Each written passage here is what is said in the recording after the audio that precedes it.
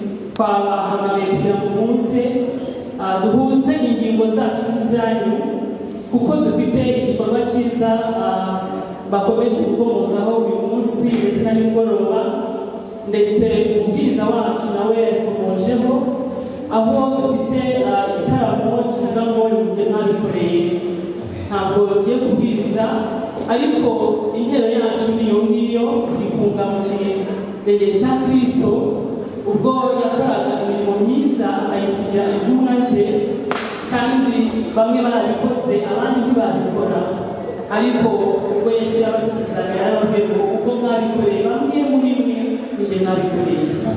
Rero korali El Shaddai dufite igikorwa cyiza tumaze igihe kinini duteguye, ariko none umunsi urageze. Uyu munsi twabahamagaye kugira ngo muze mudufashe gushima Imana ko dukoresha umurimo mugari kandi tukawukora turi twenyine, muri amaboko yacu, muri abajyanama bacu, muri inshuti zacu. Niyo mpamvu amakorali abizera abayobozi twijeje aya masaha turi hano, dufite gahunda yo kujya gusura imbohe mu igororero rya Mageragere. Dufite gahunda yo kujyayo tugiye kuvuga ubutumwa dutwaye intambara ikomeye, dufite imyambaro y'abakuru, abagabo, abagore, abana b'impinja, ibikoresho by'isuku mu buryo bwose butandukanye. Turahari turi kugira ngo tubabwire ko tugiye gukora umurimo w'Imana. Ntabwo tugiye gukora fundraising kuko iyo yarabaye, ariko dukeneye ibindi bikoresho byiyongera ku byo dufite, kandi twakomeje no kubyakira. Niyo munsi aribyo twakiriye kugenda bigera mu bubiko, ariko kandi hari uwaba yaracikanywe akavuga ati ntabwo nari nzi ayo makuru muri El Shaddai mufite, nanjye niteguye uhereye nonaha kugira icyo nkora. Umwanya rero ni uwanyu, n'uwashaka mikoro twayimuha, ariko kandi uhereye ejo hano hazaba hari umuntu watoranijwe wo kwakira ibyo bikoresho byose n'ibyo bitabo kugera ku wanyuma, kuko gahunda yo kujyayo ku Isabato kuri 22 z'uku kwezi kandi uyu mwaka. Imana rero bamugisha, niyo gahunda dukurikije hano uyu munsi. Uwiteka abahire. Arakoze ndabona mu yuko gukora igikorwa cyiza kijyanye no kusanga bariya abantu b'Imana aho bari nk'uko babivuze. Atubwira ibintu byinshi rero bitandukanye, tugiye ibyo bazatwara birimo ibitabo by'ivugabutumwa, intambara ikomeye, birimo imyenda n'ibindi byose ari busubiremo. Ariko hari ahantu abantu bari kugira ngo ntabwo ndageragere neza, ariko karitsiye yorohereza aho ngaho sinagere, ariko abantu bari bakenera n'agasukari, niko bitekereza. Yego ngerageze n'ibyo n'ibindi. Aratubwira ati rero muri aha ngaha kugira ngo dufatanye n'ibyo bikorwa. Ndatekereza neza nk'uko bivuze, hari ababa baracikanwe muri cya gihe bavuze ibyo bitaramo byo gukusanya inkunga. Uyu munsi rero ni bavuze ati namwe mwagira umugisha mukagira amahirwe yo gufatanya n'abana b'Imana bagiye bakora mu bintu bitandukanye, tukagira icyo tuzana, tukagira icyo dukora, noneho kugira ngo ku Isabato nyine ibintu bizategereza. Aho kuko nibazaga uravuze uti ntiwakenera mikoro tukayibona, birumvikana ko n'amafaranga akeneye. Ubwo rero ndatekereza yuko ni ahacu kugira ngo tugire icyo twongera ku cyakozwe, keretse wenda Olivier niba hari ikindi gitekerezo twaba. Gerageza ngo mu gihe n'amafaranga wenda cyangwa se iyo myenda yakusanywa ibikenewe n'igihe perezidanti. Nk'uko nabivuze, ni ibitabo by'intambara ikomeye, imyambaro, abagabo, abagore, abana b'impinja, kuko hari abavukiyeyo. Bivuze ko udashoboye kugakura mu isoko ariyo no muyafite rwose biremewe, ariko ikiri ubuzima rero ntabwo mutandukira. ntabwo dukwiye gusanga impano zifite inenge. Ni ukureba nyine imyenda natwe tugikoresha mizima, ikeye, ifite isuku. Ntabwo turi gushishikariza abantu kujya mu mangazini guhaha, kuko dufite imyenda myinshi iwacu mu rugo. Hanyuma inkweto zirimo kamambiri, imyambaro yose, papier-jenike, amavuta, isabune, bodaboda, inkweto, amasogisi, mbese uko tubaye mu buzima busanzwe hano nabo barabikeneye. kugira ngo nabo ufite 500 nawe nashika. Ariko madamu perezidante hari nimero ya telefone umuntu ashobora kugira ngo tuvuge ati yewe ndifuza kuyoherezaho wenda n'abashaka kuza hano imbere. Asabe Gloria Gloria umubitsi wacu reka atangaze nimero ye kugira ngo ubumva atabona ko abizana mu buryo bw'ibifatika yamuhereza amafaranga n'inyangamugayo n'umubitsi wacu mwiza.